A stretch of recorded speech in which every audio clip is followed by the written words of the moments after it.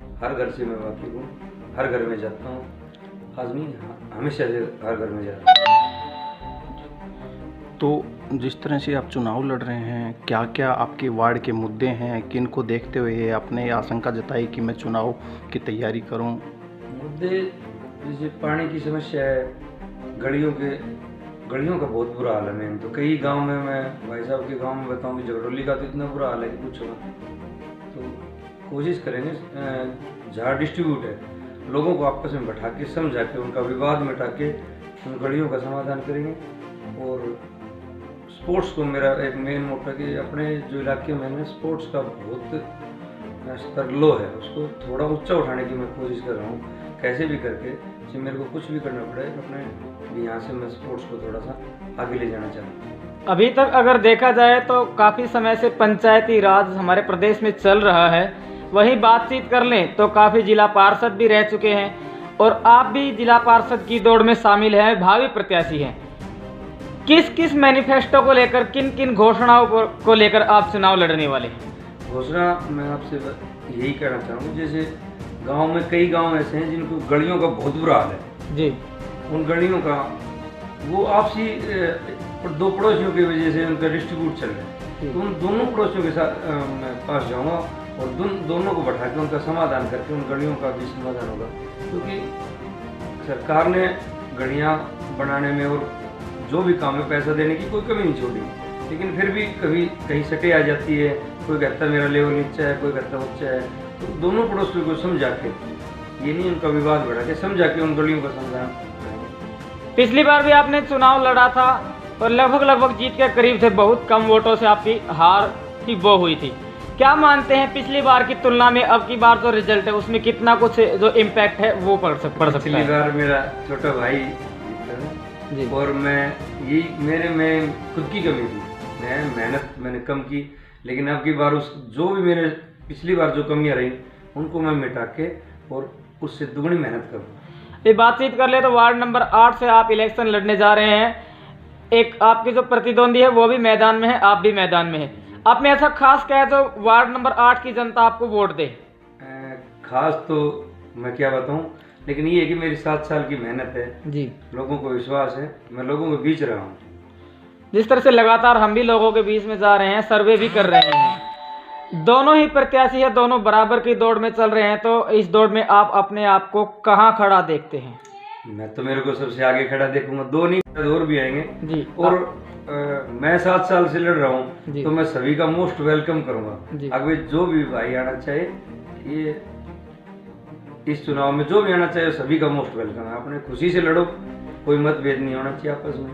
और मैं तो यही कहूँगा कि भाई किसी से कोई द्वेष भावना नहीं होना चाहिए। चुनाव है, चुनाव लड़ना भी चाहिए, जो भी भाई है उसका वेलकम है। राम जीवन जी अगर देख ले तो वार्ड नंबर 8 से पहले पार्षद रहे हैं और जब चुनाव होते हैं तो बड़े बड़े दावे, बड़े बड़ी घोषणाएं जनता को अपने आप का हितैषी बताया जाता है। लेकिन मैं नाम नहीं लेना चाहूँगा, पहले भी प्रत्याशी रहे, लेकिन उसके बाद वार्ड में जाकर के जनता की सुध भी नहीं लेते।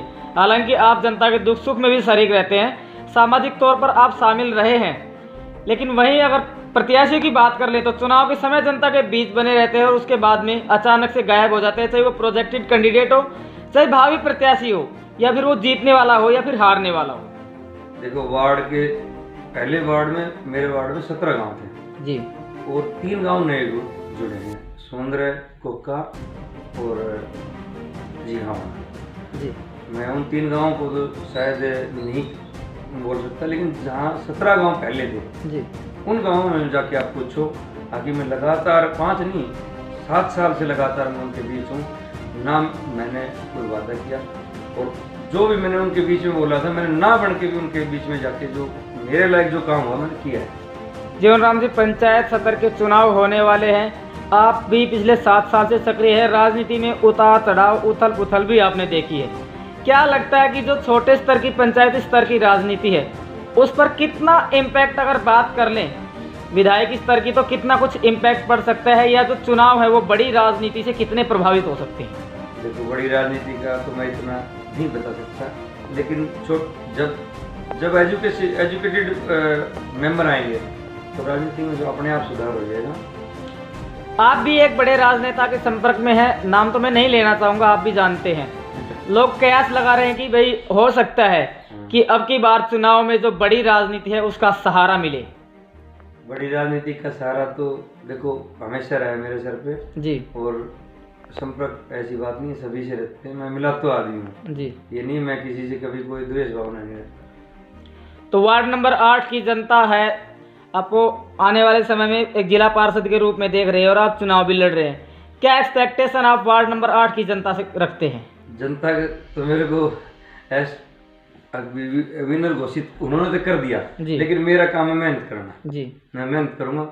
सभी को ये पता है कि मैं दिन रात मैंने 5-6 साल जो। तो वार्ड नंबर 8 की जनता है, आपको आने वाले समय में एक जिला पार्षद के रूप में देख रहे हैं और आप चुनाव भी लड़ रहे हैं। क्या एक्सपेक्टेशन आप वार्ड नंबर 8 की जनता से रखते हैं? जनता के तो मेरे को विनर घोषित उन्होंने तो कर दिया, जी। लेकिन मेरा काम है मेहनत करना। जी मैं मेहनत करूँगा।